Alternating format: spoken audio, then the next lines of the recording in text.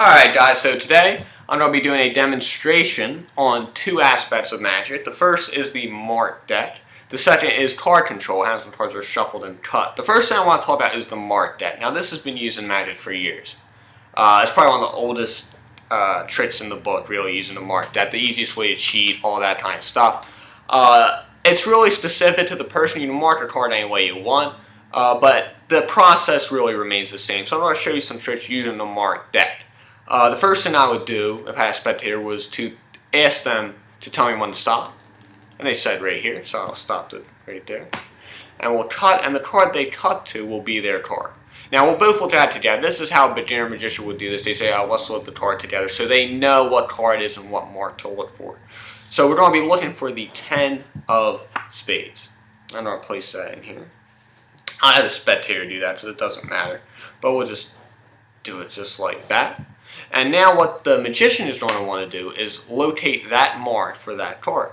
So they will just hold the cards up and look for their mark. And then that card, they would cut to it, and it would be their card. Now if you didn't know it was a Marked deck, that trick is pretty impressive. But a more fancy way of doing that is by placing their card back in the deck. Now if we snap our fingers, their card will actually appear face up, which I think looks a little bit better. I think it's a lot cooler. Now, I did say these cards were marked, and they are. How I marked this card is you can barely see it, but I marked it with a little bit of green. This is just enough to tell me what the tell is of the card. Secondly, what I want to do is card control. Now, I think that the kings are cooler than the aces, so that's the card that I'm going to be controlling first. Most people like the aces. I think the kings are just cooler.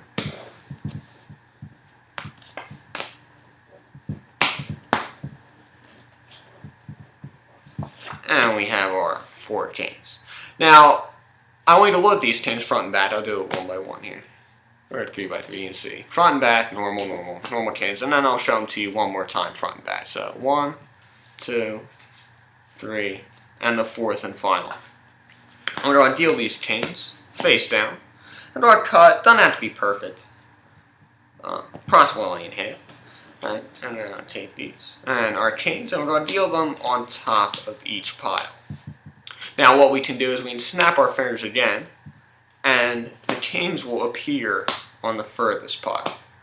Now that's pretty cool, right? But for all these people who are complaining the aces are cooler, I controlled them as well, just so everyone's covered. Now also, card control is also a matter of knowing how to shuffle the cards. And different places shuffle cards differently, and if you're a good card artist, you're going to have to adapt to these ways of shuffling cards. So if you don't shuffle them, it will just look weird. If you're doing it a different way, people will think you're cheating or something like that. Now, the most common way to shuffle cards is, of course, the overhand shuffle. Everyone uses this. It works well. It shuffles the cards up. In Vegas and other places, they use the riffle shuffle. This shuffles the cards up third, and it's hard to cheat because all the faces are face down. You can't really catch a glimpse of them. Now, if you travel and you end up in Alaska, they shuffle cards much differently. They actually play cards face up and face down. They shuffle the cards together. Now, this is very strange and not comfortable because now you have all these cards that are intermingled with each other. I mean, some are face up, some are face down, face up, face down. I mean, they're all mixed up, but you know, front and back, back to back, all that good stuff. Now, in the midst of me shuffling these cards, I was able to control some. Now, since we are doing, you know, we have aces and kings, I was going for the queens. Now, the queens have more ink on them, so you can kind of feel where the face cards are, but you also have to be, you know, consistent and shuffle the cards the way they would be shuffled. Now, I made 3 statements about these cards at this time. The first statement is that though the queens were separated before, they're one next to each other. The second thing is they're in the dead center of the deck. The third thing, to make it easier for you guys to see, I turned all the other cards face down, so only the 3 queens are showing. So that's another example in card control. Now, this may seem very difficult and tough, but with practice, this is attainable. You just have to keep practicing, keep up on your work ethic, practice all the time, and just get your placement and timing down. Now, people say, you know, this is completely useless in a card game. All you're doing is putting cards one next to each other. You can't deal that to yourself. You know, that's a complete waste, and they're right. In poker,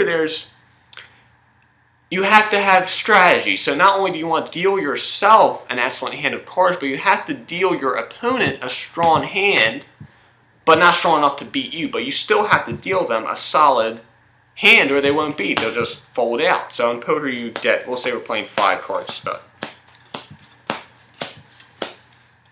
Now you have to make sure your opponent has a solid enough hand that they'll want to bet on it and put, hopefully, all their money in the pot, or most of it. So here what we did was we dealt them a full house, which is a very good hand. I mean, anybody would do that, would bid a high amount on that. Now, of course, that won't beat a straight flush, but you get my drift.